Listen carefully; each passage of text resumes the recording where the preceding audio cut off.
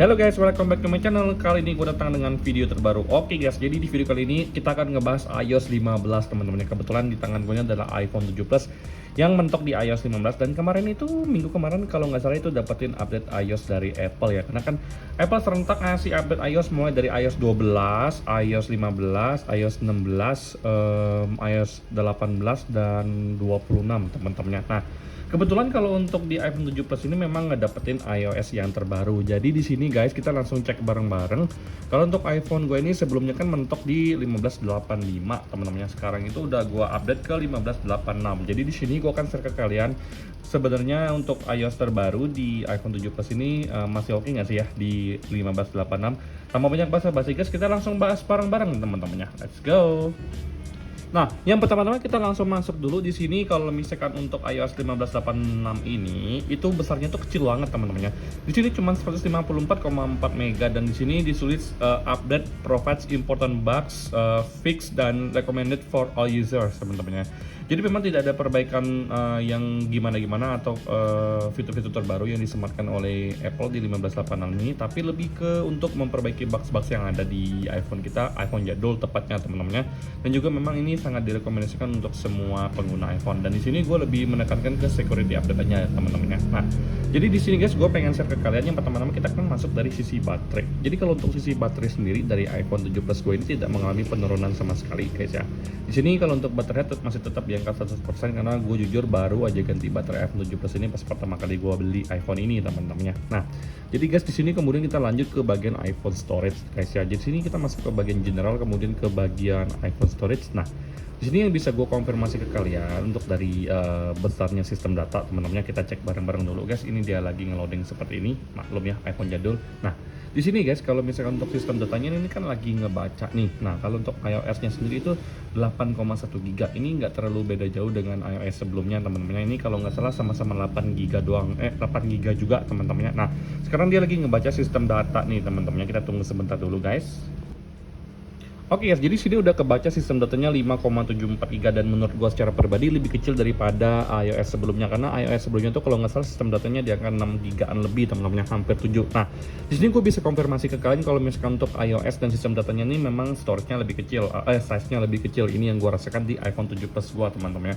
Tapi jangan salah kalau misalkan kalian ada yang mengalami yang lebih besar size-nya, itu adalah hal yang normal karena satu device dengan device yang lain itu tidak bisa sama persis teman-teman ya. Nah, jadi di sini gua akan masuk kemudian dari sisi yang paling penting yaitu dari sisi performa teman-temannya. Nah, di sini gua udah cek yang namanya di Geekbench teman-temannya. Di sini kalau untuk skor Geekbench sendiri ini ada peningkatan dari average point yang ada di Geekbench teman-temannya. Di sini kita bagian story kita cek dulu guys di sini. Kemudian kalau misalkan untuk resultnya ini teman-temannya. Kalau untuk single core-nya di angka 880, tapi kalau untuk multi score-nya itu di angka 1254. Nah, kalau misalkan untuk single core sendiri ini untuk rata-rata iPhone 7 Plus itu di angka 816, sedangkan untuk device gue ini di angka 880 teman-temannya, di atas rata-ratanya. Kemudian kalau untuk multi-core, untuk device gue ini 1254, dimana rata-rata untuk average iPhone 7 Plus itu adalah di angka 1153, which is menurut gue memang peningkatannya tuh ada teman-temannya.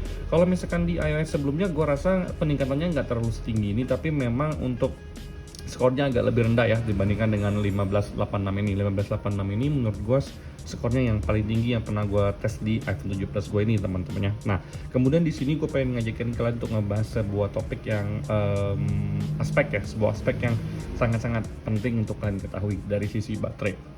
Yang paling gue sangat-sangat komplain dari iPhone 7 Plus ini adalah standby mode-nya yang menurut gue secara pribadi itu jelek banget teman-teman. Jadi kalau misalkan gue ngecas di angka 100% jam 9 pagi, gue tinggal di rumah nih iPhone teman-teman ya. Nggak gue bawa kemana-mana nih guys, gue tinggal kerja, terus gue pulang ke rumah sekitar jam 5 sore. Itu baterai gue tuh di angka sekitar 50% habisnya. Jadi dari jam 9 pagi 100, kemudian jam 5 sore itu di angka 50%, itu nggak gue mainin sama sekali. Jadi penurunannya itu sangat-sangat signifikan teman-temannya. Ini udah gue ganti baterai loh guys. Kemudian di sini guys kalian cek sendiri kalau untuk di bagian pengaturan di background app preference itu udah gue matiin loh teman-temannya. Nah, udah gue offin. Jadi background app refresh ini kalau misalkan kita offin, ini salah satu cara untuk menghemat baterai. Tapi udah gue giniin pun baterainya tuh sangat-sangat cepat berkurang. Kalian bisa lihat sendiri, baterainya juga ini udah di angka 30%-an. Tadi masih di angka 31 teman-temannya. Nah, hal baiknya kalau misalkan di iPhone 7 Plus ini untuk standby mode-nya itu lebih better teman-temannya di 1586 ini gue bisa konfirmasi ke kalian.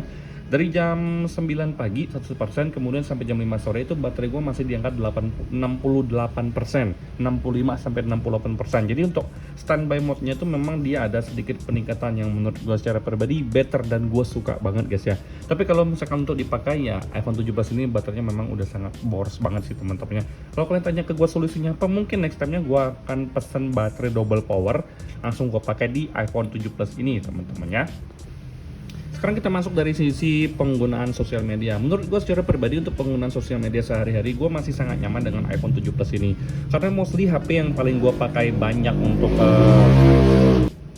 Oke guys, sorry gue tag ulangnya, tadi ada motor kenceng banget lewat, sorry guys. Oke, jadi kita lanjut lagi. Kalau misalkan untuk pemakaian sehari-hari dari sosial media, gue ngerasa memang tidak ada perbedaan signifikan, walaupun memang gue merasa feel-nya better teman-teman. Better dari sisi apa?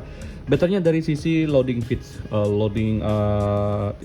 loading explore teman-teman seperti ini. Menurut gue itu feelingnya lebih better, tapi nggak yang sampai jomplang banget, nggak. Jadi peningkatannya tuh gue bisa bilang sedikit tapi ada. Dan di sini untuk 7 Plus ini memang sehari-hari gue pakai untuk buka thread. Karena rata-rata 7 Plus ini gue pakai sehari-hari itu mencari ide atau membaca-baca berita yang ada di thread seperti ini teman-teman. Jadi so far menurut gue secara pribadi gue masih tetap betah ya di 7 Plus ini yang menggunakan 1586. Karena menurut gue yang bagus dari 1586 ini, satu yang pasti dari sisi keamanannya ditambah lagi. Yang kedua itu adalah dari sisi standby mode-nya yang menurut gue better banget. Kemudian untuk tiga, dari sisi penggunaan sosial media feeling gue better banget ya. Artinya itu dia lebih agak smooth dibandingkan dengan 1586, dan kecepatan untuk refresh feed-nya juga lumayan bagus menurut gua teman-teman. Jadi di sini guys, gue bisa confirm ke kalian kalau misalkan untuk 7 Plus gue ini tidak ada permasalahan sama sekali. Untuk Touch ID oke, untuk kamera pun juga di sini lancar jaya, tidak ada permasalahan sama sekali. Dimana gue ngerasa memang kalau untuk 7 Plus gue ini memang sebelumnya memang tidak ada permasalahannya. Ditambah dapat update terbaru ini, gue senang banget sih sebenarnya. Nggak nyangka tepatnya teman-temannya, iPhone 6 pun masih dapat yang namanya update iOS, dan juga untuk iPhone 7 Plus ini juga dapetin update iOS. Dimana yang paling gue suka itu adalah dari sisi standby mode-nya yang better banget guys. Jadi buat kalian yang nanya ke gue harus diupdate atau enggak, gue bisa sarankan ke kalian untuk update aja, karena gue sangat rekomendasikan banget teman-teman. Buat kalian yang mentok di di iOS 15, welcome ya teman-teman untuk iOS terbaru, sangat rekomendasi. Sampai jumpa di video selanjutnya guys ya. Semoga kalian semua dalam keadaan sehat. Bye bye guys.